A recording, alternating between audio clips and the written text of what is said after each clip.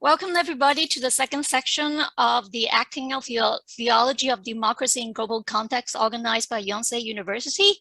And I am Sonia Wong. I am an assistant professor of Hebrew Bible in the Chinese University of Hong Kong. I'll be the presider of this section. And we will have three presenters this evening or morning, depends on where you are in the world. And each one of the presenter will be given 20 minutes to present. And after all the presentations are over, we will have 30 minutes of discussion. And I would like you, if you have any questions you want to raise during the presentation or after the presentations, you can typed out your questions in the chat room, and depends on the time we will select some of the questions and ask the presenters. And when you ask the question, may I ask you also to state explicitly whom you want to ask or whom the question is addressed to. Okay, and without further ado, I would like to introduce our first presenter this morning. David Mo is a PhD student in Asbury Theological Seminary at Kentucky, and his research interests including the public theology of religions, nationalism in Southeast Asian ethnic conflict and reconciliation. He'll be presenting the topic on what kind of democracy, theological reflections on Myanmar's political movement and vision in the era of Coup. And I'll hand the time to you.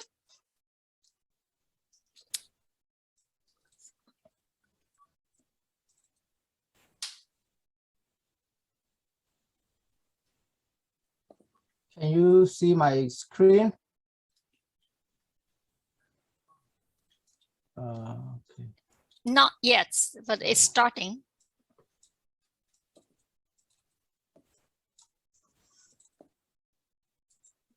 Can you see? Now I can, yes. Can you see my screen? Yes, I can see now.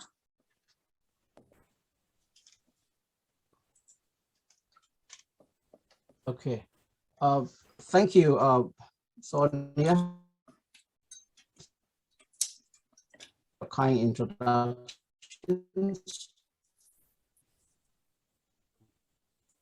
And also the Yonsei community invited us to speak about the democracy. And usually this is the second time to talk about democracy moved to the Dr. Sung Lim and his colleagues, so invited me to be a part of this panel. Today I would like to democracy. Particularly, I would like to address the issue in Myanmar and the and all about the political movement in Myanmar and then their visions. Today, I would like to speak about these from the perspective of my own voices as well as the voices of people in Myanmar. So, two voices, right? So that's something I would like to highlight in the beginning. So, understanding the politics of Myanmar is not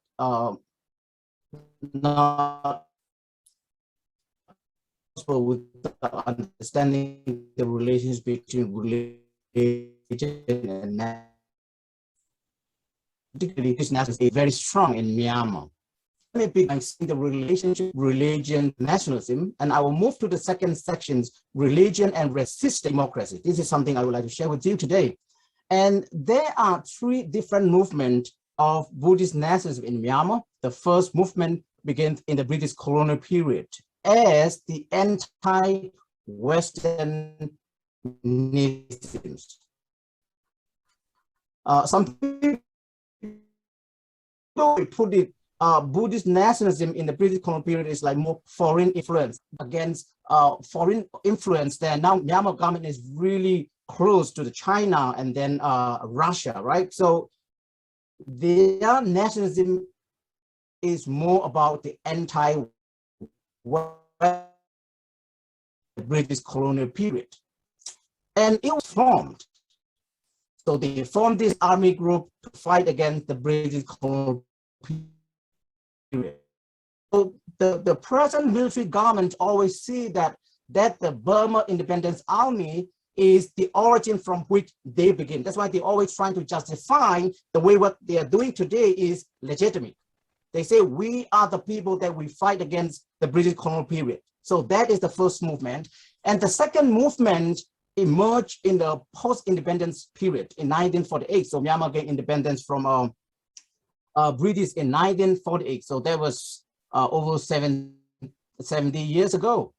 So the way Buddhist nationalisms that emerged in the post-independence is slightly different from the first one, right? So in this second movement, Buddhist nationalism emerged as the anti-non-Burma, or maybe the anti-non-Buddhist. So some of you might know Myanmar is a very religiously and ethnically diverse nations. We have 135 ethnic groups. So if you are not the majority Burma, which compose the nations, maybe 70%, they're the majority group, and religiously they are Buddhists. So if you are not a Burma, or if you are not a Buddhist, you will face some discriminations in Myanmar. That's very, very clear. So in the post-independence, one of the Buddhist nationalists by the name of UNU make a national slogans, Amyo Pata Tadana, which means Amyo means like this Burmanization, right? And then Pada means like Burmese language is to be the only official language, and other ethnic minority language has to be ignored. So that is what is happening in Myanmar. The Buddhist nationalist movement use kind of like make Buddhism great again. I mean, you know, not surprisingly, many of them are inspired by Donald Trump's slogan, make America great again. So they are trying to say, make Buddhism great again, because they feel that Buddhism was declined during British colonial periods. So that's why they are just trying to promote Buddhism as a dominant religion that assimilate or dominate other ethnic religious groups like Christianity. So that is what is happening in Myanmar. So here, let me be clear here. There could be three main characteristics of Buddhist nationalism in Myanmar today. First is definitely political dominations, and the second is ethnic assimilations, and the third will be religious discriminations. If you are not a Buddhist, it's very, very hard for you to apply a job in the society. That's why some Christians are also converted to Buddhists in order to get some equal job in society. That's real. And also, I would like to say here, there are some relationship between the ruling Buddhist nationalists and the grassroots Buddhist nationalist movement. So the name of that grassroots Buddhist nationalist movement is Mapata in Burmese. They are really grassroots people, and the military government used them as a way for speaking against some ethnic groups. Like it was very clear in the Rohingya issue also. So the government used the grassroots Buddhist nationalist movement to speaking like hatred against other group. It's very, I hate to say this word, but let me say this word said by the Buddhist nationalists. If you are married to, instead of getting married to a Muslim woman, just sleep next to the dog. So this kind of the hatred speech is clear in the movement of this grassroots movement. So this is something, this is just one example. So now let me move to the third movement of Buddhist nationalism. That is what I would call it old Buddhist nationalism in the new coup. So Buddhist nationalism is nothing new in Myanmar. It's nothing new, but that is something slightly different from the previous two movements in the new coup. So I would like to say here, this is not just about the identity conflict, but ideology conflict is also clear in this, the military coup. So in that case, Buddhism also against Buddhism. So there are two different kinds of Buddhism in Myanmar. And then the military dictatorship against democracy movement, or maybe the majority Burma against the majority Burma. So in the second movement, the majority Burma against other ethnic minority group, right? But in this third movement, they are going beyond that conflict. They are going beyond that conflict, and some Buddhists against Buddhists, you know, some Burma majority against Burma majority. So this is like religion and resistance, or maybe methods of resistance. In my observations, new coup create the opportunity for the inter-religious and inter-ethnic solidarity for the movement today. So in the past, the majority Burma group do not share their solidarity with the ethnic minority group. Like, for example, again, Rohingya issue. That was a really problematic in Myanmar, but not many Burma or maybe some other ethnic minority group do not share a strong solidarity with them. But in this military coup, people from different ethnic group, people from different religious group come together as one people in Myanmar, and they fight against the coup as the common enemy. So this is something very significant today. So as some of you might know, Generation Z, they are young people around 20, maybe early 30. So they led this movement against the military coup. So you can see here the picture, the first picture, two young ladies. On the left hand, her name is Zino, ethnically she is a Kachin, and the right side is two young ladies that the greatest anti-coup movement ever in Myanmar. They came up in the front line and they led the movement in Myanmar. For that reason, two of them have recently been selected by Time magazine as one of 100 most influenced of this year. You might have seen that news. So these are the leaders. So here's my question here. 8 months into the military coup today, and what is the state of democracy movement? What really is happening? I would say there are two methods of movement today in Myanmar. One is non-violence. So they started like non-violence, like CDM, civil disobedience movement. So many medical doctors and the engineers and some other civil servants stopped going to their work. So that is how they did, and very successful. So the goal of that is that stopping the government mechanisms. That's why now today, the military government cannot run their government mechanism properly. This is very effective way of doing non-violence in Myanmar. And the second is, of course, strict protest. And the third of non-violence is like intellectual critique of the coup. Like I myself have been involved in this because we need to criticize this nationalist movement in Myanmar today. And so today, some people in the international community might see that the movement in Myanmar is clear here. There are two ways of movement in Myanmar. Non-violent, they started in a non-violent way, but the military government used violent crackdowns on the peaceful protesters. So they have no options. They have no options. That's why they take up some guns and fight against the military coup. So that is the way. So in that case, this of non-violence. So this is something I would like to share. And then the movement is not necessarily moving away from the non-violence to the violence. No, they want to hold two methods of resisting against the coup. This is something important to say today. So for example, the violent way of fighting against the coup, like Dumi revolution. Dumi is the hunting gun in Burmese. So they take up, particularly in my hometown, you can see here, that is my small hometown. And then the second picture on the right side, those are my hometown people. They take up some hunting guns. That guns are not made in China. This is made in local. This is made in our hometown. So they use that hunting guns to fight against the coup. So that's why that hunting guns resistance inspired many people in Myanmar today. So in different parts of Myanmar, they are doing that way.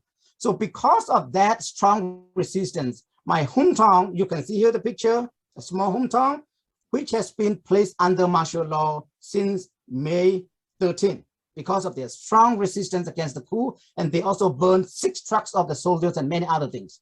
Okay, let me move to the third one. So now I would like to share with you about religion and democracy, our moral vision of resistance. Question here is, do the ethnic majorities and ethnic minorities in Myanmar the same vision of democracy? I think yes, but we have to put but here. So the ethnic majority have a vision of freedom from the military coup. That's only one vision, but the ethnic minority have double visions. Freedom not only from the military coup, but also from this Buddhist nationalism. So they have double visions of freedom.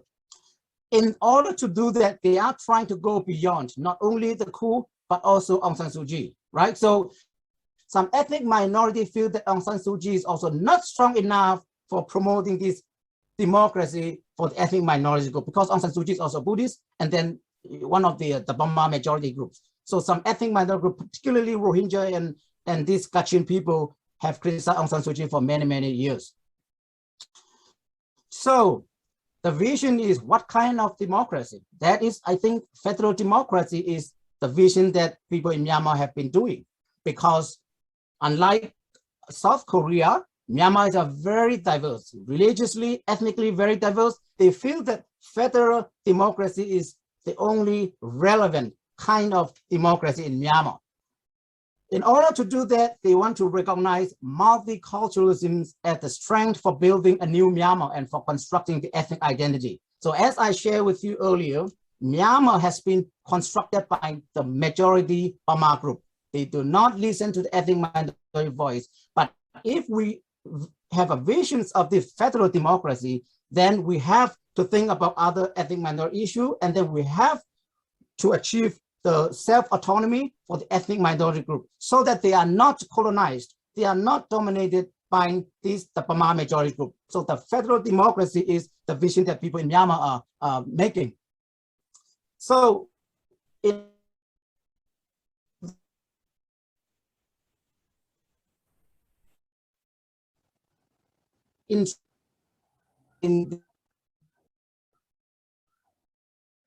religions, particularly how much more Buddhism a democratic religion. So one of the Buddhists who is the judge of the Supreme Court, and he is intellectual Buddhist, of course. So he said that Buddhism is democratic based on its emphasis on self-alliance, autonomy, and individual freedom, freedom of choice, right? And also Sri Lankan Buddhist also said the same thing here. I think his word is something more beautiful here. Democracy is not something new in Asia. It is not Western imposed, and as many people in the West seems to think. Democracy is inherent in the very principles of Buddhist doctrine of individual freedom and the value of individual and collective responsibility for the good of society. So he's trying to say that Buddhism is a democratic religion, right? So I also feel that that's important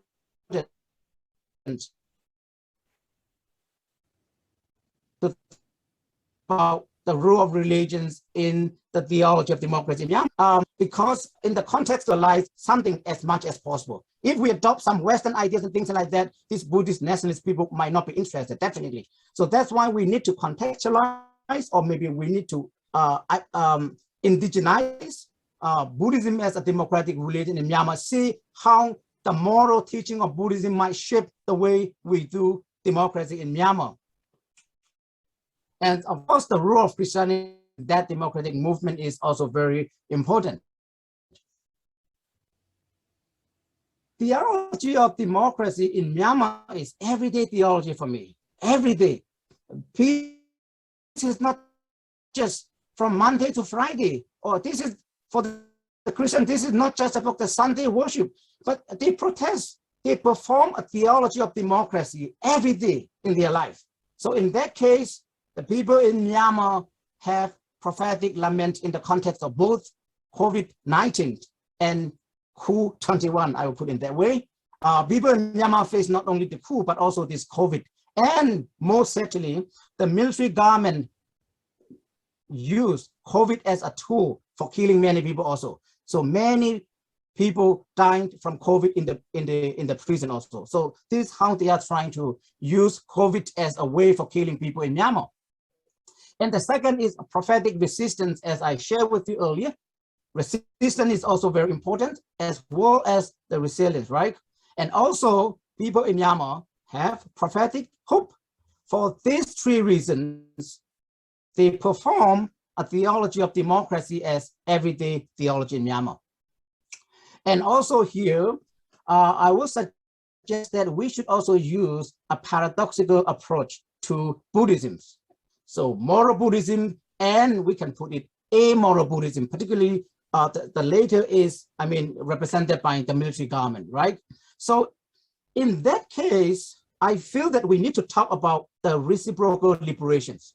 It's not just one liberation for the oppressed. Since amoral Buddhism is practiced by the nationalist Buddhist people, we also need to think about their moral liberation. So we need two kinds of liberations in Myanmar: moral liberations of the oppressors, as well as the political liberation of the oppressed. We really need these two kinds of liberations in Myanmar. In fact, within these 8 months, some Buddhist soldiers reject the military government and joined the civilian movement. So this is one example of their moral liberation, in my view.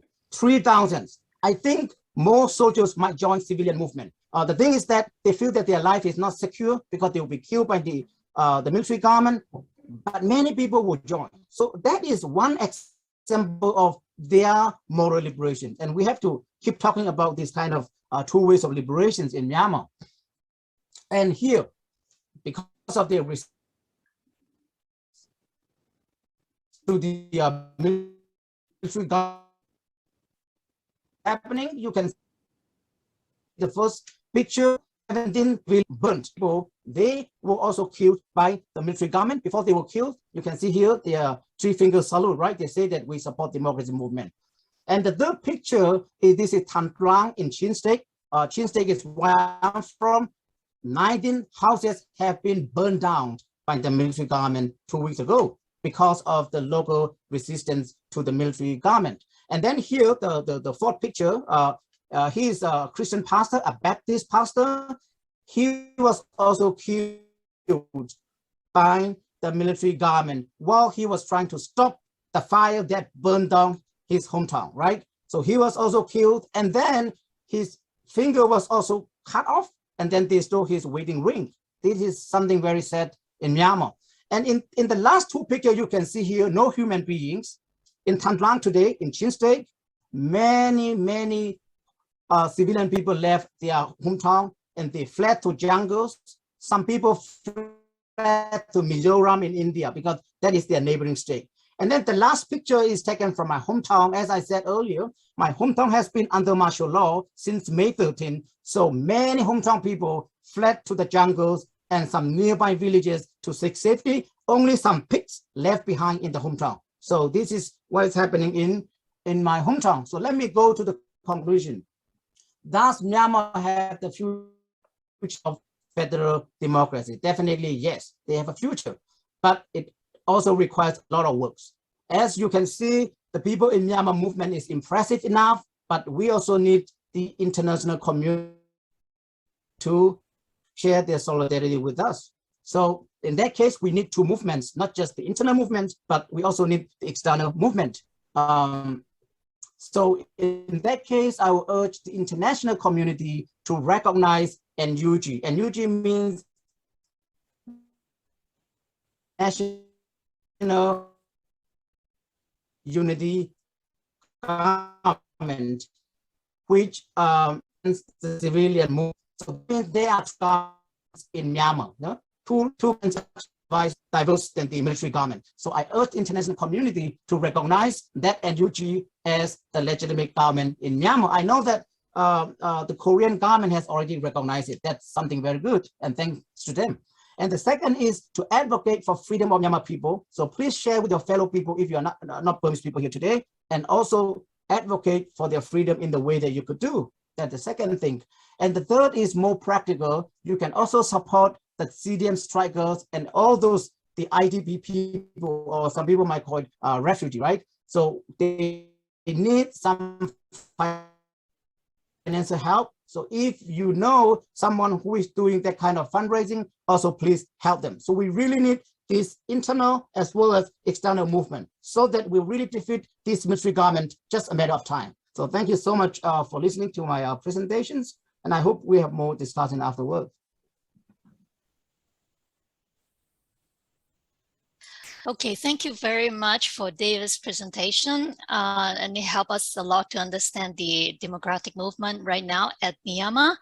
And our second presenter today is Sharon Jacob. Professor Sharon Jacob is an assistant professor at GTU, or the Graduate Theological Seminary at Berkeley, California, United States. Her research interests include gender and sexual studies, post-colonial theory, race and whiteness theory, and feminist studies. She will be presenting to us on the title, "And They Cried Out in a Loud Voice, Faceless Nations, Facialized Languages, a Religious Nationalism," reading of Revelation chapter 7, 9 to 17. I'd like to hand the time to Sharon. Thank you. Can everybody hear me clearly? Yes, great. I'm trying to paste the text in here, but I don't think it's allowing me to. So if you have your Bibles, you can open it to Revelation 7, 9 through 17. Hold on, sharing my screen.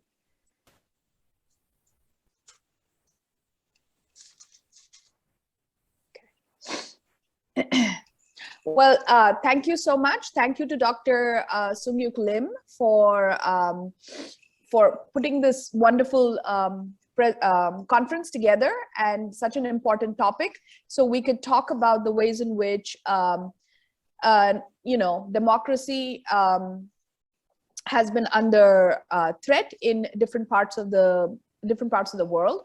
Also, a special thank you to Dr. Sonia for for moderating this session. So I will begin.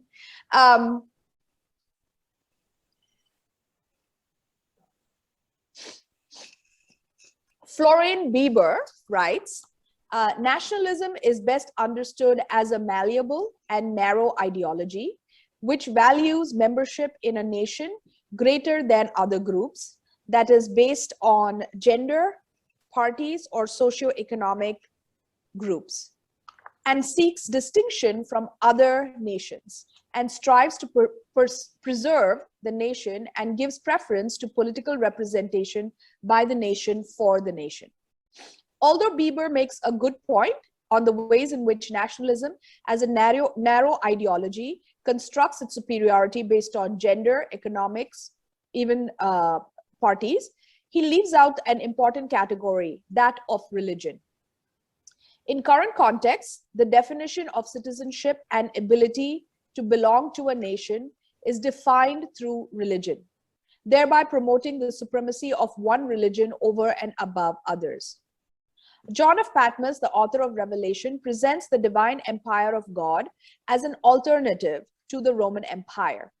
However, this divine empire in the book of Revelation, morphing into a nationalized vision, is imagined as a comrade community comprising of various nations that are assimilated into one imperial vision of God in Revelation 7, 9 through 17.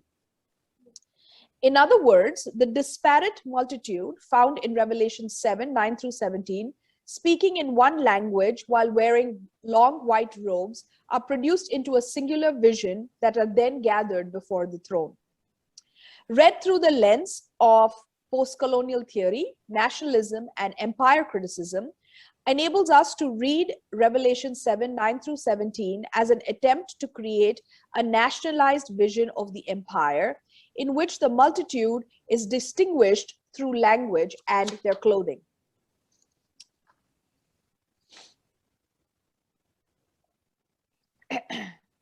The open embrace of nationalism by some countries has led to the privileging of certain religious identities. For the purpose of this paper, I will focus on two contexts, India and the United States. Joseph Daniel writes, Hindutva seeks to define Indian culture in terms of Hindu values at the expense of India's age-old secular or pluralistic values and milieu. It is highly critical of secular policies and its agenda to make the Indian state a theocratic Hindu nation. Hindutva and Hinduism are not the same thing. Hindutva, as Sudha Ramachandran explains, is a political ideology that defines India as a Hindu nation and defines Indian culture only through a religious lens. The goal then of this form of Hindutva is to make India into a Hindu state. Hindutva was first introduced into the Indian consciousness by V.D. Savarkar in his work Hindutva, Who is a Hindu? A Hindu, Savarkar argues, is one who regards the entire subcontinent as his or her motherland or fatherland, has descended from parents who are Hindus, and considers the land in which he resides in to be holy. At the end of last year, the Indian government passed what was called the Citizenship Amendment Act, or CAA. Under this act, minorities who had experienced persecution in Pakistan, Bangladesh, and Afghanistan could be provided with the path to Indian citizenship. Almost immediately, one noticed that the ruling party had conveniently left out Muslims from this list. For the first time in India, religion was used explicitly as a category to determine who would be the future Indian citizen.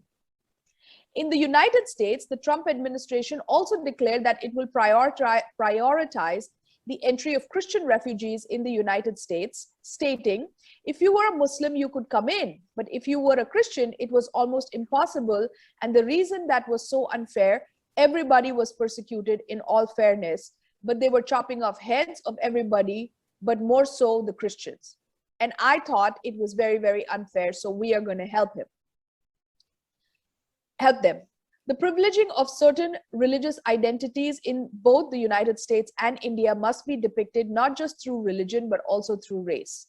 Savarkar argued that Hindus are the only true Indians, as their Pitrabhu, fatherland, and Punyabhu, holy land, are in India. Muslims and Christians, however, could not be considered Indian, as their holy lands were not in India, but in far-off Arabia or Palestine.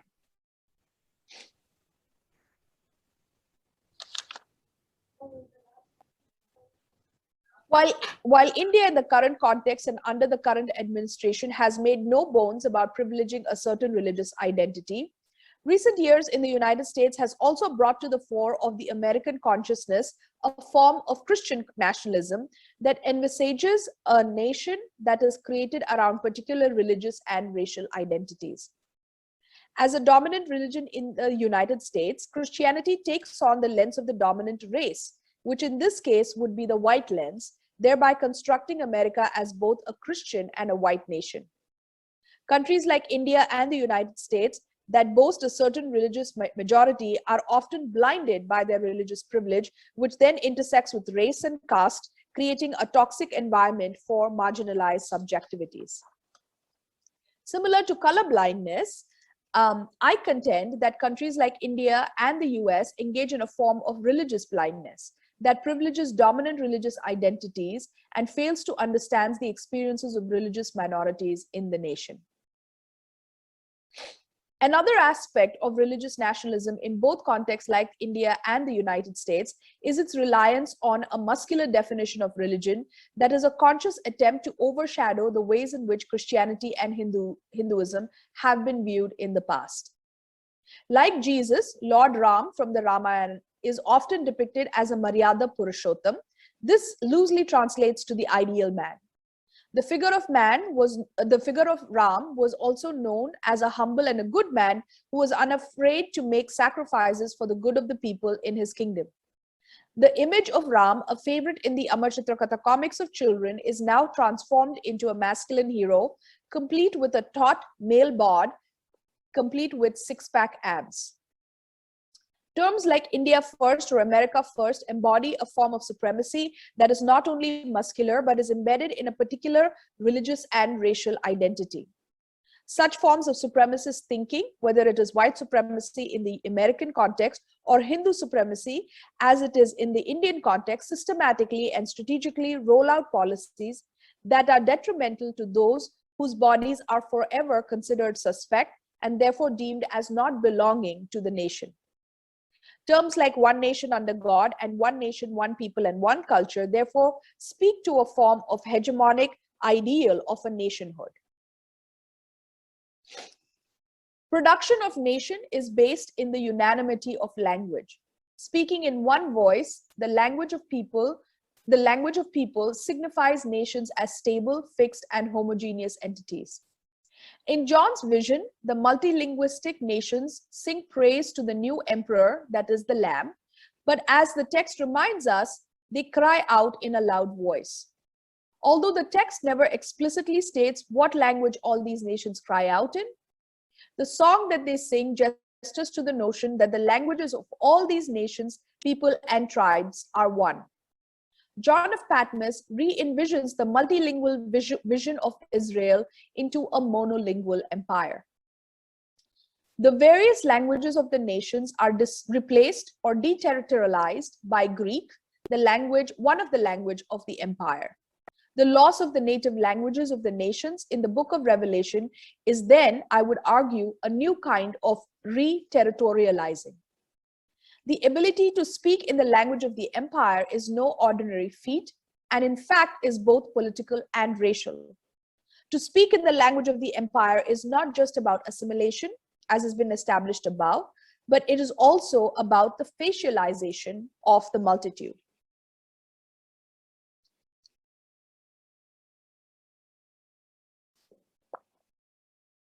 Alan Callahan notes that some New Testament scholars argue that a third assessment is that the author of the book of Revelation wrote in a pidginized or a ghetto Greek of a diasporian Jewish community that spoke an assimilated form of the language with a strong Semitic accent. In Revelation 7, 9 through 17, the language of the nations, now re-territorialized by Greek, can be imagined as a pidginized Greek that is spoken from a facialized nation with a strong native accent. Imagining the nations present in the text speaking a native form of Greek, albeit with a strong accent, demonstrates a nationalized vision of this divine empire. The gathering of the great multitude comprising of the tribes, nations, and people and language who once were standing outside the boundaries of the Jewish Christian vision of John of Patmos are now ushered into the vision as the threat of their cultural difference is covered under their white robes and a singular language. This verse is often interpreted through a baptismal lens. Ulfgard, who notes that the baptismal reference is especially emphasized by Kraft, Prigent, and Schussler Ferenza, like many others, Kraft notes the possible allusion to Genesis 49 through chapter 49, verse 11. Scholars like Ulfgard depart from this view and instead argue that the multitude in their whitewashed robes are depicted as a true congregation of God, analogous to Israel at Sinai. When read through the work of Deleuze and Guattari, the whitewashed robes worn by the multitude illustrate a form of cultural assimilation that attempts to first Christianize the nation by making them speak in the language of the dominant and then pledge their allegiance to the throne of God. The nations in the text of Revelation minimize their deviance by masking their difference through language and dress. The decoded bodies of the multitudes hidden under the white robes are overcoded in their face as they sing the anthem of praise before God. The nations in the text of Revelation minimize their deviance by masking their difference through language and dress. Deleuze and Guattari write, the deterritorialization of the body implies a reterritorialization on the face. The decoding of the body implies an overcoding by the face. Language plays an important role in Revelation 7, 9 through 17. The vocalization of the nations manifested through their song and their dress facializes them in the text. At the same time, speaking the imperial language creates ways for nations to envision themselves as becoming a part of the empire. Imperial language re-territorialized on the lips of the imperialized other displaces, deterritorializes, and finally crushes the polyvocal languages of the nation. Re-territorialized imperial language placed on the lips of the colonized subjects while seeking to facialize them also alienates them from their own subjectivity. The polyvalent languages spoken by the minority nations, people, and tribes inserted into monolithic, homogeneous language of the empire compels assimilation. This assimilation not only makes nations recognizable and understandable, but their ability to speak the major imperial language, which in this case would be Greek, makes them comprehensible on the global stage. When one reads Revelation 7, 9 through 17 through the lens of religious nations, a theme that oneness and its proximity to the divine, a theme of oneness and its proximity to the divine emerges. The American Pledge of Allegiance declaring, "We are one nation under God," resembles the election manifesto of the Bharatiya Janata Party that interprets Indian nationalism as one nation, one people, and one culture. In Revelation 7, 9 through 17, John of Patmos makes a similar claim. A polyglacia is to become one nation who gathers before the throne. National oneness highlights the ways in which nationalism privileges certain religious and racial identities. Lenses like religious nationalism help readers become aware of the ways in which conversations of citizenship are often grounded in racial and religious supremacy that promotes and privileges the unity of oneness. Read with and through the nationalistic lens, Revelation 7, 9 through 17 is a constant reminder that underneath the facade of oneness lies the plurality of nations, people, and languages. That beneath the saffron and white robes of a so-called national unified identity appears a diversity that is unified in its heterogeneity. In other words, rather than focusing on the unity presented through the singular color of clothing and singular language used to cover up the diversity of citizens living in nation, it is time to redefine unity not through the lens of assimilation and homogeneity, but rather through the lens of heterogeneity and diversity. Thank you.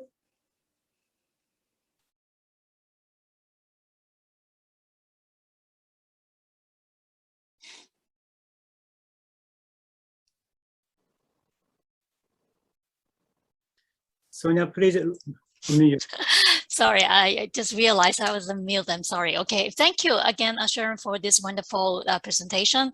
And I noticed there are quite a few common themes that you shared with David's presentation as well. And we may be able to discuss on those themes later on. And now I'd like to hand the time to Professor Sung Lim. Professor Sung Lim is an associate professor of New Testament at Yonsei University, and his research includes post-colonial criticism, post-colonial biblical criticism, and he's an expert in the Gospel of John. He just published his monograph recently. The title is Ordinance and Identity and Gospel of John. Congratulations, Professor Lim, and I'll hand the time to you. Your topic will be reconfiguring post-economic democracy in Korean context, the issues of equity we visit, 2 Corinthians chapter 8, 13 to 15. Okay. Please. Let me read my paper directly. In a time when economic inequality and polarization dominates a society in its entirety, how one can and should imagine democracy afresh, especially as a Korean biblical scholar, aspiring to engage more critically in social and political affairs in pursuit of divine justice at the local, national, and global levels. I am confronted with a knotty question of how Christians should lead a life with those democratic values related to equality, freedom, and justice in the shadow of neoliberalism.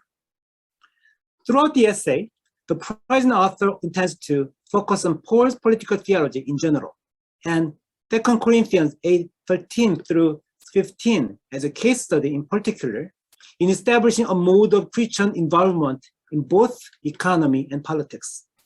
It is my hope that Paul can and should assist contemporary Christians in reconfiguring economic democracy in a neoliberal environment in which excessive competition is given priority over solidarity between global citizens across national boundaries. Bearing the social situation of contemporary South Korea in mind, this essay delves into the thorny issue of equity.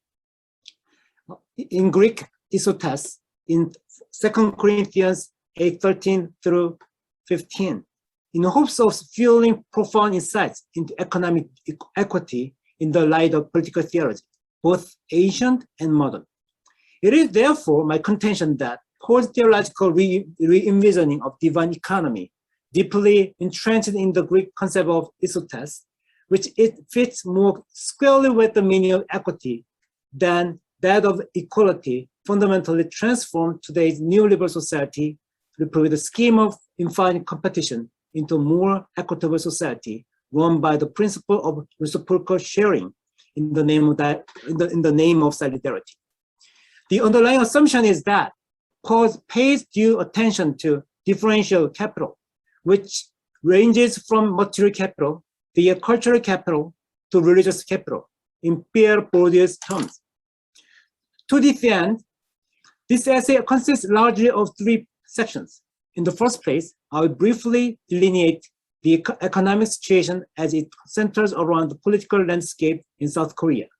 Second, I will inquire into Paul's second epistle to the Corinthians in its Jewish and Greco-Roman context.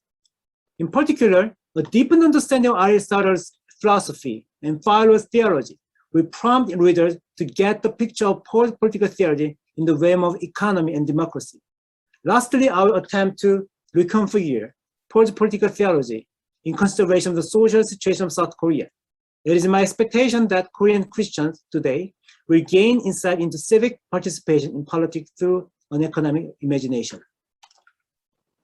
Let us think about economic democracy in Korean context. The global society has recently observed the drastic polarization between the rich and the poor and its immense impact on democratic landscape in a neoliberal era. South Korea is no exception to this new international phenomenon. It is striking to notice that such a neologism as Hell Korea or Hell Joseon becomes a common phrase describing the social, cultural, and economic situation of contemporary South Korea. Let me quote. Hell Joseon is the widely used pejorative term used to compare current social structure to class-based Joseon, also spelled as Joseon, Korea in 19th and early 20th centuries. The gap between halves, gap in Korean, indicating those with power in society, and have-nots, or those born into eating with golden or silver spoons, and the increasingly larger segment of society eating with clay spoons, 흑수저, is becoming wider. These terms are used to express the popular anger at the divisions within the polarization of and a deepening inequality in society. As Young-Mi Kim notes above, an increasing growth of economic inequality is deepening the social chasm between haves and have-nots in Korean society. This in turn gives rise to social dissatisfaction and rage among those who lose hope for upward mobility in social status and class. In particular, the younger generation of lower class in the Korean context becomes all the more sensitive to and dissatisfied with unequal opportunity in social mobility. Facing the resurgence of laissez-faire economics, an economic model of which principle lies in the minimization of governmental intervention in economic affairs. In response, a sizable group of Korean academics, social activists, and more importantly, politicians have recently brought to the table a relatively novel concept of universal basic income, 기초수급 in Korean, in accordance with which all population, regardless of their social standing, are guaranteed to receive exactly the same amount of financial grant from the government on a regular basis. This hotly debated notion leads to a series of controversies over the relationship between economy and democracy in a neoliberal society. The crucial point to be emphasized is that the Korean population in confrontation of economic inequality currently calls for the so-called economic democratization at the local level as a counterpart to the increasingly polarized state of economy, on the assumption that a more equal redistribution of wealth can transform Korean society into a more democratic place. It is of importance to remark that many Koreans take economic equality more serious than any other factors. Let me quote, when asked about the most essential property of democratic system, 35.7% of Koreans pointed to economic equality. They valued other democratic attributes at a slightly lower level. For example, popular election, 35.4%, protecting liberty, 14.5%, and economic security, 10.1%. In this regard, one has good reason for claiming that most of the Koreans consider economy to be one of the most substantial factors constitutive of democracy, along with individual freedom, justice, equality, and so forth. In a nutshell, Korean people have become all the more sensitive to the issue of economic equality as it concerns the formation of a more democratic society. This awareness would inspire contemporary Christians to read the Bible as it revolves around the given topic of economic democracy in Asian society in hopes of gleaning insight into the relationship between economy and democracy in the realm of political theology. This is, let me read the third part on post-economic democracy re-examined. The main purpose of this section is to demonstrate that Paul in 2 Corinthians 8:13-15 intends to build a more equitable and by implication democratic society by redistributing financial and spiritual resources between communities of different social, economic, and religious backgrounds. There is a scholarly tendency to see Paul's intent as establishing an equal community from an exclusively economic perspective through redistribution of economic resources between the Corinthian community and the Jerusalemite community, with any regard to redistribution of spiritual redistribution. By contrast, I bring to the fore Paul's stress on the mutual exchange of resources, both economic and spiritual, between two different communities so that both communities can build an equitably democratic relationship. Now, let us look at the pericope in question, that is 2 Corinthians 8:13-15 in more details. There is the principal policy of collection designed by Paul. In the first place, the action of sharing, koinonia, does not cause any pressure, thlipsis in Greek, to the donor in order to give relief to the receiver. This means that the act of sharing must be voluntary, authoritae in Greek. In the second place, such a voluntary sharing can be promoted only through the principle of equity, ex isotetos in Greek. This equity is characterized as mutually operative. Paul makes sure that equity is based on reciprocal exchange between two different groups. In this way, the surplus of the Corinthian community is expected to meet the need of the Jerusalemite community, while at the same time, the surplus of the Jerusalemite community, the need of the Corinthian community. Finally, and most importantly, the one who seems to have much in reality doesn't have the excessive abundance. The one who seems to have less actually does not have the excessive deficiency. This means to say that even the richest is not entirely rich, and at the same time, even the poorest is not poor in all aspects.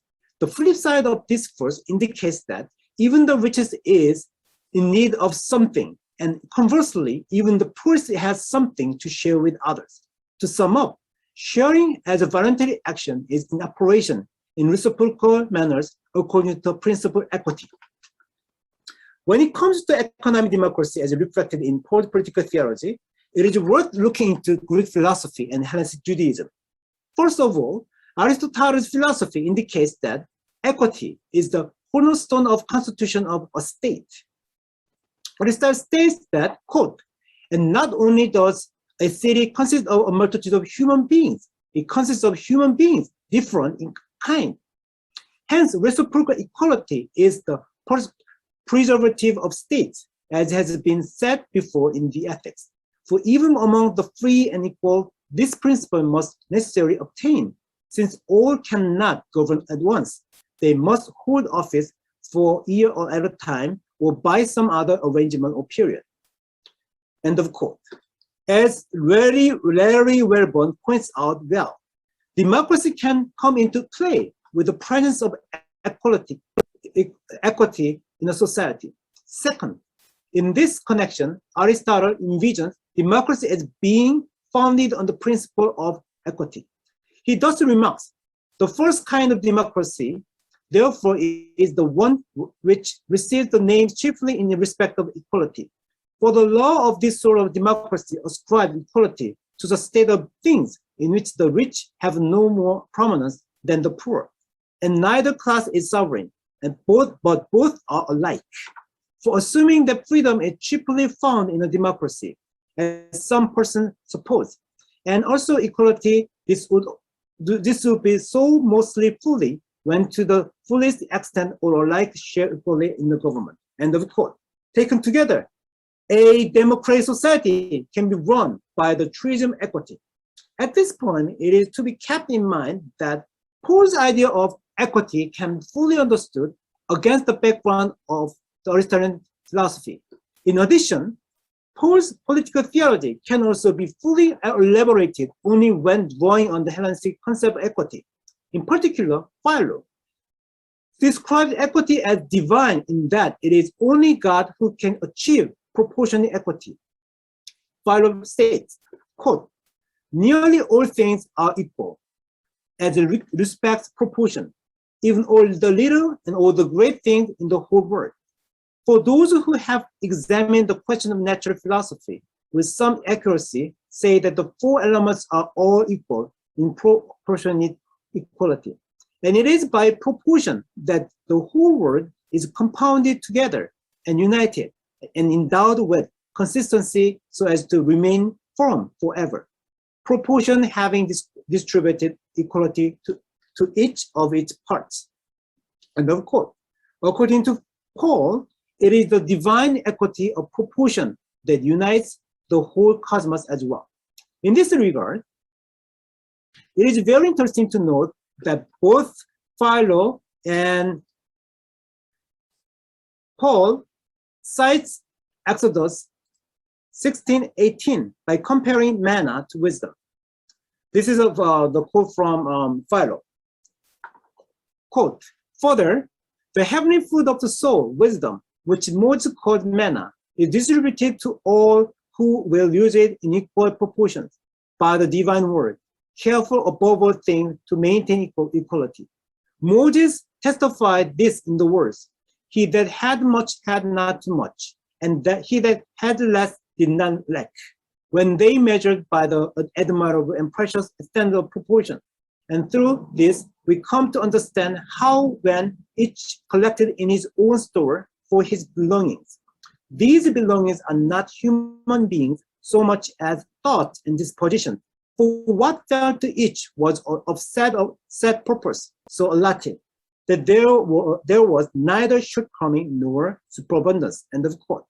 For Philo, it is the divine power of the Logos that facilitates distribution in equal proportion. But in the case of Paul, it is a human voluntary action that creates an equitable society by mutual redistribution. Here, Wellborn interestingly points out that Paul slightly changed the order of the word, in contrast to Philo, who faithfully cites the Septuagint as it is. Quote, Paul's linear sentence serves to advocate equality between persons of different sources through redistribution action. With this in mind, let us rethink about Paul's democracy from the perspective of political theology. As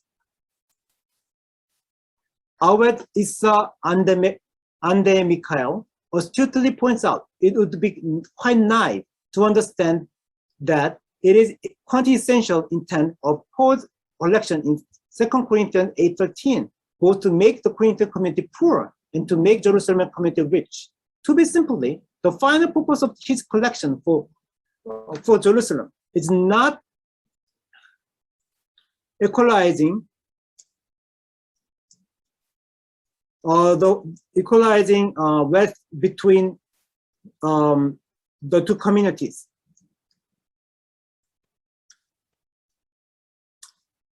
Thus, I concur with Ande Mikhail that Paul in his fundraising campaign does not mean financial or quantitative equality between the Corinthian and Jerusalem communities. Rather, the issue at hand concerns redistribution of surplus or abundance. According to the theological reason of Paul, the surplus of those with much is expected to meet the needs of those with little. Paul puts emphasis on a circulation of resources, both physical and spiritual, which moves from those with excess of resources to those with lack of resources. To my mind, Paul does not necessarily take this type of circulation to mean the arithmetic balancing between two parties. This means that circulation takes difference in economic power for granted. But at the same time, it should be kept in mind that circulation in Paul's eyes is not only materialistic, but also spiritual. This implies that he admits of difference in spiritual power as well. If this is the case, one can conceive of redistribution of resources as operative in a bilateral manner, not in a unilateral manner. If one sees the matter of redistribution from the aspect of material transfer, it is correct to state that there exists only a unilateral transfer flowing from the Corinthians to the Jerusalemites. However, when seen from the aspect of spiritual transfer, too, one can recognize a unilateral transfer flowing from the Jerusalemites to the Corinthians in an opposite direction. Taking into account both material and spiritual transfer, the transaction between the Corinthians and the Jerusalemites can be seen as a transparently reciprocal one. What is more, Paul envisions a bilateral circulation between Corinthians and Jerusalemite communities as enriching or strengthening each community in such a mutual way that an economically rich community gives aid to an economically poor community, while a spiritually rich community to a spiritually poor community. The final result is that both communities become mutually richer than previously at both economic and spiritual levels, even though they will not become mathematically equal in terms of their possessions. John Barclay lucidly elaborates that, quote, it is important to note that these reciprocal relationships are dynamic, that their goal is not order or unity in a static sense, but the project or process of mutual enhancement or enrichment. But I would suggest that for Paul, unity is only a subordinate goal, not an end in itself, since it is part of a larger shared commitment to process of mutual construction. What is in view here is a continuing project in which each party seeks to draw out the potential of the other, and both are committed to the construction of a community that is perpetually being remade and further developed. Neither party can flourish without the presence and contribution of the other. They are bound together by webs of need and of gift, end of quote. I am of the opinion that Paul deems a bilateral circulation of resources to reinforce the construction of Christian community in solidarity by embracing differential diversity, both materialistic and spiritual, which occurs among individuals and groups. Let me try to conclude my paper very briefly. Let me quote the sagacious words of Andemeko. Quote, "The Holy Spirit invites us into participation in the grace of our Lord Jesus Christ, liberating us to be vulnerable enough to enter into the collective engagement that is inseparable from the common good.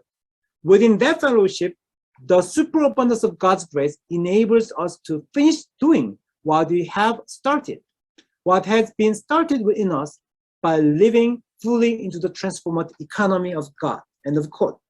In other words, when seen from the perspective of political theology, Paul in 2 Corinthians 8:13 through 15 introduces to us the transformative power of divine economy to renew a neoliberal society run by the agenda of infinite competition into a more equitable society orienting towards mutual sharing at the multidimensional level, in particular in the name of solidarity.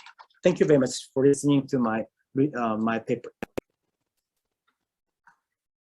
Thank you very much, Sung Lim, for the presentation. And now we have like about 30 minutes for a discussion. I saw that we already have quite a few questions raised in the chat room. Let me just go to the questions and see what are they.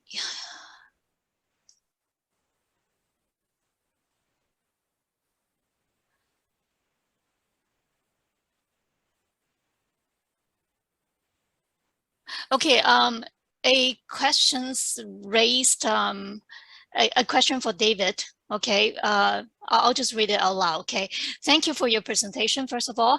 And who are the religious actors lifting up and highlighting these different dimensions of theology, such as prophetic lament and hope, and moral and political imagination? This is the first question.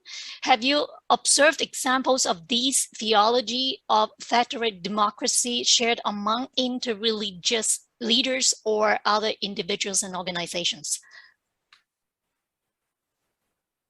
I answer now? Yeah, go ahead, please. Yes, thank you. That is a very thoughtful question. Yes, absolutely. People in different religious and ethnic groups have that concept, although those explicit theological terms are created by me, of course, but the people in Myanmar, particularly a more grassroots people, have shared that concept. So the short answer is yes, absolutely yes. Okay, and another question also for you. How did the military coup make use of COVID-19 to kill civilians? Could we find any Theravada scriptural resources to support theology of democracy in Myanmar? Well, that's another great question. So many questions. Well, thank you for that questions as well. Yes, how did they use COVID as a way for killing people? First, Myanmar has run out this, what they call it, oxygen, right? So when you have that kind of COVID, so the military government don't sell enough these oxygens that help for you. And the second is that in Myanmar today, they don't have any vaccinations. So people in Myanmar, and they don't have any vaccinations. So that really is something that is very, very bad made by our military government. Related to that, some of the prisoners, for example, they also, because in the prison, they have to, live together very near to one another. So that is how they kill them, and showing them that, that case to the world that, well, the military government do not kill many civilians, but they die from COVID. So this is somehow they are trying to justify the death of the civilian in Myanmar. And the second is, I don't have a particular Theravada Buddhist resources to support of democracy, but what I'm trying to focus here is more on the moral principles of the Buddhist teaching, as we all know well, because Buddhism is a really ethical and then meditative focused religion. So that is how I'm just trying to summarize it. But if that person want to read more about that, and I could tell him or her the book written by Donald Smith. The title is Religion and Politics in Burma, which was published in 1965 at a time when the military government was formed.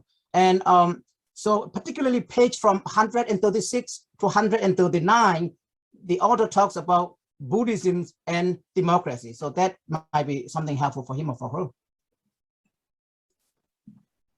Okay, thank you very much. And helping us to understand the situation in Myanmar.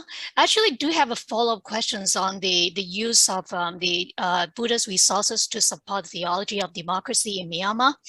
Because in my context, the Chinese context, including both Taiwan, mainland China, and Hong Kong, you know, Buddhism has been for thousands of years deemed as apolitical, like it has little connection with the dominant regional political regime, and it takes on a non-intervention kind of attitude toward politics. And particular, in my own context, the regime does not see Buddhism as a threat. And people are so focused on their self-cultivation. I mean, and I'm not saying all Buddhists do the same thing, but in my context, you know, a lot of Buddhists would focus on their self-cultivation more than anything. And so it's really curious when you talk about how Buddhism becomes a dominant religious nationalistic ideology in Myanmar, and same in India, because, you know, in our context it's not the same. And so I was actually kind of surprised, how do we find resources to actually support in Buddhist tradition to support a collective common good? Is it your question or your comment, Sonia? It's a question. How, like, you know, like if a religious is so focused on self-cultivation, on building your own merits, where are the resources? Like, how are people who propagate the idea of finding democracy other than individual freedom? You mentioned quite a couple quotes on it. Where are the resources? Like, if I were going to dig into this topic, where do I go? Where should I go? Okay, yeah, that's true. Although many Buddhists in Myanmar are involved in this politics, but many people still use this meditation, right? Cultivating their mind to overcome this kind of challenges. Definitely, yes. Not all the Buddhists in Myanmar are not involved in politics. Definitely, there are some different people. But the thing is that the politics of this Buddhist movement in Myanmar is influenced by the Sri Lankan movement, actually, historically speaking. Even using this kind of violence and all this kind of thing, the nationalists, as you all know, I mean, you know, Sinhalese Buddhist nationalism in Sri Lanka is also very influential on this Myanmar nationalist movement. So yes, Sonia, I agree with you that also in Myanmar, some Buddhists still practice this cultivation of their mind and meditation. Definitely, yes, they still focus. I think including Aung San Suu Kyi, even though Aung San Suu Kyi is also involving in this, what we call it, the engaged Buddhism, right? A term coined by Thich Nhat Hanh. But on the other hand, she's also trying to cultivate her mind. So something like she's trying to use two ways: political engagement as well as cultivation of her mind as the individual activity. Okay. Oh, thank you. Sharon, do you have something to add to this? Sorry, Sonia, could you repeat your question? In between, you broke up a little bit. Oh, my question is, like, in my context, Buddhism has deemed as some sort of, like, you know, a religion to cultivate your personal spirituality, so they don't mingle with politics, and it's been thousands of years, like, you know, they take on their non-intervention, non-interference kind of attitude towards the dominant regimes and in any given time of the periods. So if we were to look for a theology of democracy within the Buddhist culture, where do I go? Where should I go for?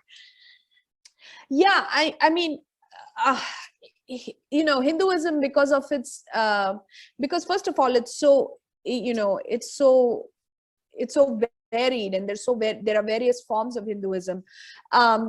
There are definitely pushbacks to the Hindutva movement within the Hindu texts, because, you know, as many Indians, or many Hindu also people would say in India, that, you know, Hindutva does not represent Hinduism. The Hindutva movement is based on some kind of caste supremacy, which you know, which doesn't have, which is not connected within the religious scriptures, because there are other scriptures that push against it, right? They resist it. But often what ends up happening within the Indian context is Hindutva and Hinduism kind of merge. And at least now, you know, you can't really separate. So I disagree with some of the authors who want to make a separation between Hindutva and Hinduism, because in the current context, that separation is not happening. They're merging in, and they're merging in so closely. Now, you cannot be a Hindu without being a Hindutva follower. And the idea of, if you criticize Hinduism, you immediately become anti-national. You're a traitor. That is the rhetoric right now. You know, so yeah, that's how I would answer that, your comment. You know, the politics and the religion have really merged, along with this idea of supremacy, right? So race is also part of this conversation that we often tend to forget when we're talking about the Indian context. But there is a supremacy in understanding you as a Hindu person. You know, you're a upper caste person with privilege, and therefore you are the only true citizen of India. Yeah, thank you for your comments and try to relate the questions to the Indian context. And let me go back to the question raised in the chat room. We have two questions raised by the same participant. Let me just address Sharon first. The question is, in Revelation 7:14, they are the ones who suffered great tribulation on earth, meaning they were not part of the empire. If then, can we claim that they become the model of resistance to empire supporting democracy? So it is like another reading of your text. Yeah. How do you address to that? Yeah. Oh, that is so interesting. I think, yes, you know, I think one way you could read it that way, but I think what, the reason I read the text the way I do is because what I see John F. Patmos doing is he's trying to create this vision. And, you know, and the only model he has is the Roman model, right? So those of us who are colonized, you know, unconsciously, and even after we come out of colonization, duplicate our colonization in various ways within our context, even though we're no longer under the influence of empire. So yeah, you know, you could see that as resistance. But I think what rubs up for me is his insistence of everybody being dressed alike and everybody speaking in the same language. So to me, you know, that is the way I would read that. But I think, you know, you could read it. Yeah, he's in the process of creating resistance, duplicates a different kind of empire.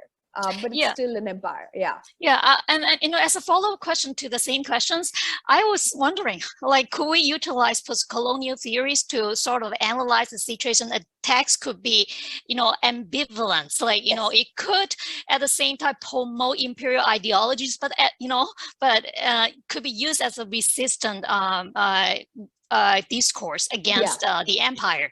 Could we like read it, you know, sort of like, you know, a coin with both sides? Yes, I agree. I mean, I would, and then connecting it back to the nationalism movements, right? The nationalism movements often, especially in the Indian context, the Hindu nationalism movement thinks it's, you know, it's pushing up against British colonialism, but creating a different kind of nationalized version that that is based in this kind of religious and racial supremacy, and is also, you know, drawing some of its understandings of nationalism from Germany, right?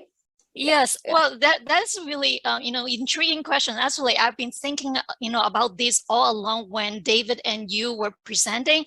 It's like Myanmar used to be a British colony, and India's the same, and now like after the countries are decolonized, what we have right now is some sort of like internal Yes. colonization, like a certain group within the country trying to build their dominance and replace the previous colonizer. Do you see do you see what I'm seeing? Like, yeah, I do. mimicry. Yeah, It's and I do. basically.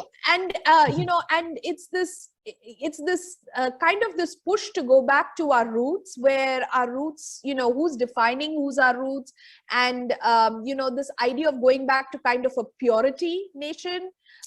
This is all, there is so much ambivalence here, and I don't think there is enough critical introspection into what nations are we trying to create. Yeah.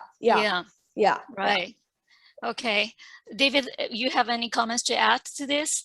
Do you see like what's happening?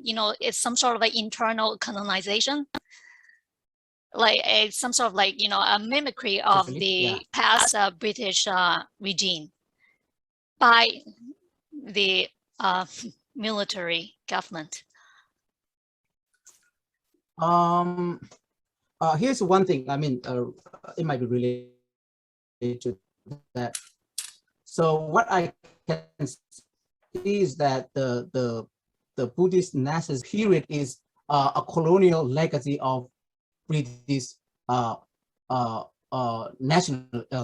colonialism, right? So in that way, the oppressed Buddhists become another oppressor of that thing. So although they criticize the British colonialism is a bad thing, but they just adopt it as a colonial legacy.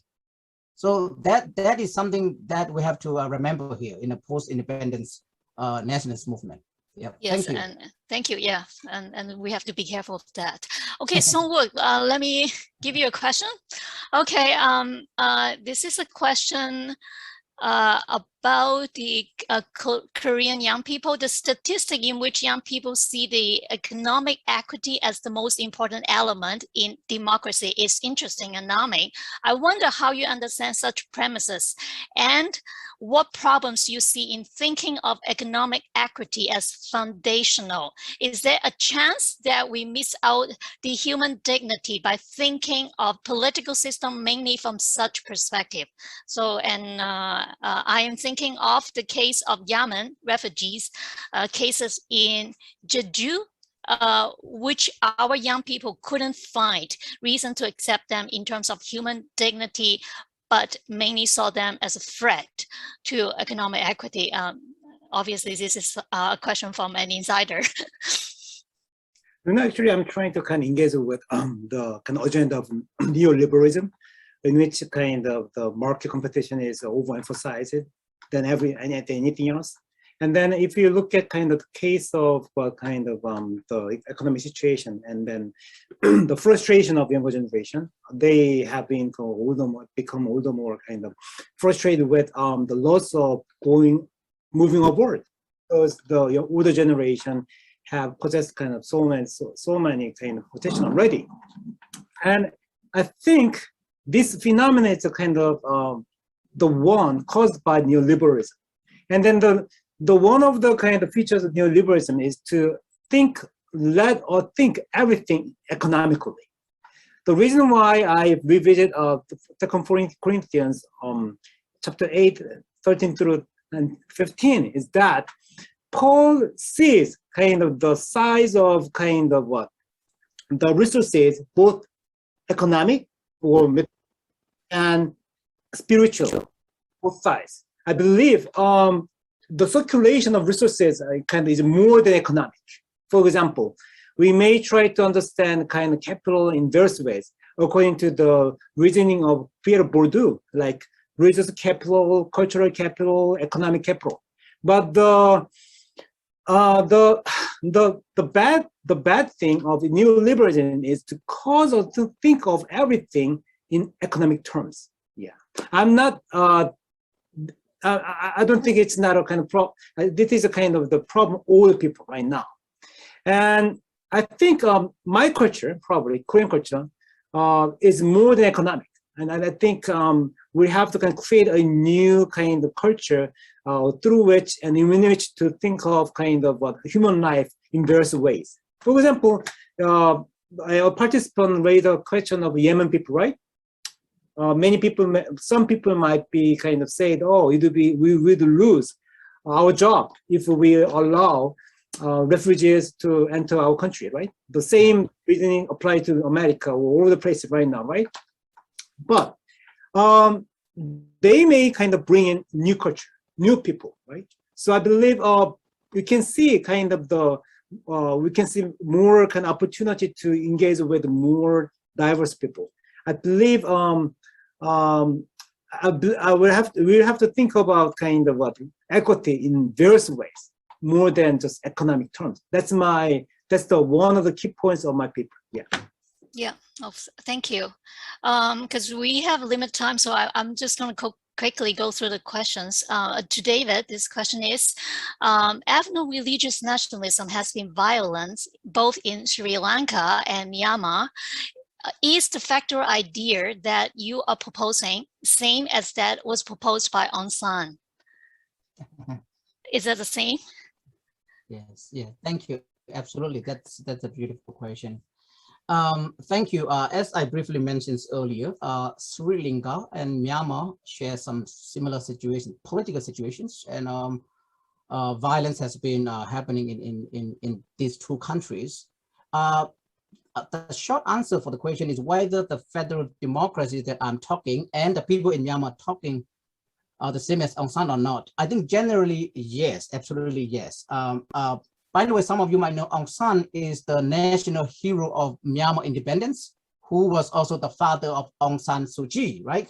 So Aung San is a really respected person in Myanmar, the national hero. He was assassinated by his own Burman Buddhist nationalists just a few years before Burma gained independence from Myanmar.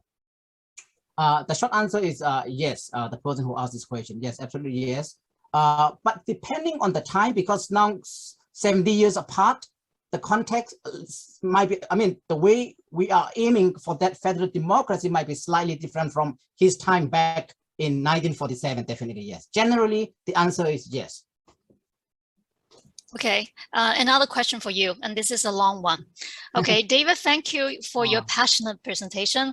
As always, deeply appreciated. Your effort to use religion as a way to reframe the concept of democracy reflected in your question, is Buddhism a democratic religion? It's very refreshing, especially as an effort to find a non-Western foundation for the political system we live in. However, as you hint throughout your presentation, there are red flags to be raised when religion and politics overlaps. To me, any religious claims include certain power claims over the human subjectivity that can collude with political power claims is an unhealthy way. Given the ethnic diversity in Myanmar, I wonder if Myanmar people may be able to find a bigger framework than religion in their efforts to find a new form of democracy. Do you see such possibility? Well, that's a very profound question. Yes, as the person who said that rightly, the main purpose proposing that kind of idea is that we are trying to indigenize, right, Buddhism as the local sources for achieving for federal democracy in Myanmar, instead of adopting some Western ideas and things like that. That is not quite relevant for the Buddhist nationalist movement in Myanmar. So that is one way. And of course, when I say that, the main purpose is that I really appreciate the moral and the ethical teaching of Buddhism, definitely.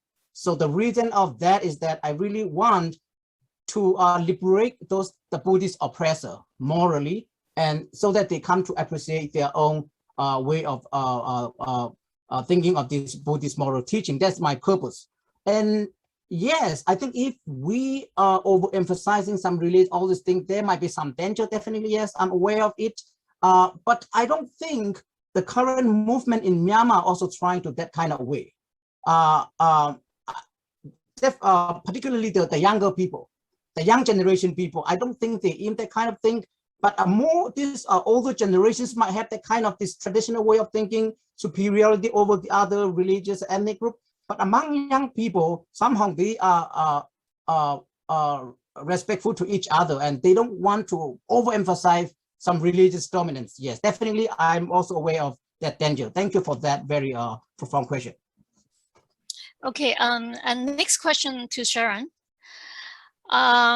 Sharon, I so very much appreciate the reframing of the concept of unity in your presentation. Thank you for highlighting the linguistic elements there. I have always read Revelation chapter 21, 24 to 26 as a place where the diverse cultures are highlighted as the glory and honor of the nations as part of the new world. Does this passage stand in any tension with the text that you analyze?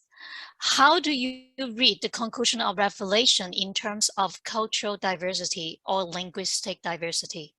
Right. Thank you so much for that question. I was actually reading the text as the question came in, and 24 to 26 is really great, but 27 is the kicker, right? Because it says this new Jerusalem that is created, there is clearly an us versus them.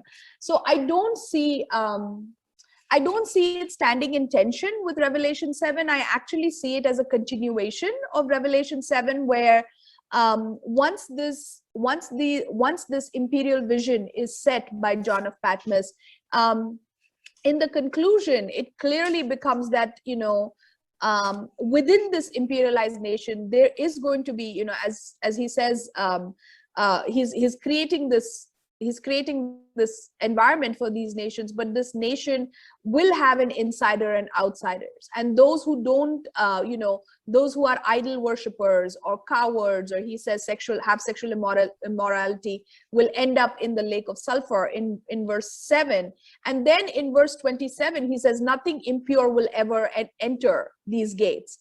And that the idea of purity of a nation is where I actually see the way he ends up drawing. Again, it's not new. John is not drawing this new. The Roman Empire also saw its nation as, the greatest, the best, with all the splendor. And, if you want to come to this nation, you have to be assimilated. So I actually see it as a continuation. So, yeah. Okay, thank you. I think that's all the questions that I have in the chat room. I hope I didn't miss any. Okay, yes, that's all the questions that we have in the chat room. And thank you all so much. And then all the papers that have been presented today are very thought-provoking and captivating. Actually, it made me think deeper on the particular text that Sung Wook and Sharon they interpret. And I hope you all enjoy this section. And we'll see you again tomorrow. Is that tomorrow or today? Depends on where you are, right? Okay, for the next session. Okay, I'd like to hand the time to Sung Wook. Do you have anything to say before we close this section?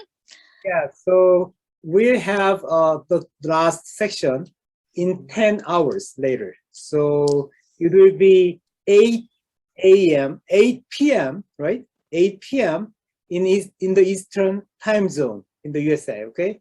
And it will be 9 a.m. in the Korean time zone. So don't get confused. Yeah, wherever you are, make sure that you come in at the right time. Because a student told me that he came in an hour late this morning. So make sure you came in the right time. Okay, thank you all for your time. Okay, and I wish you a pleasant evening or morning, day. Okay, bye. Bye-bye.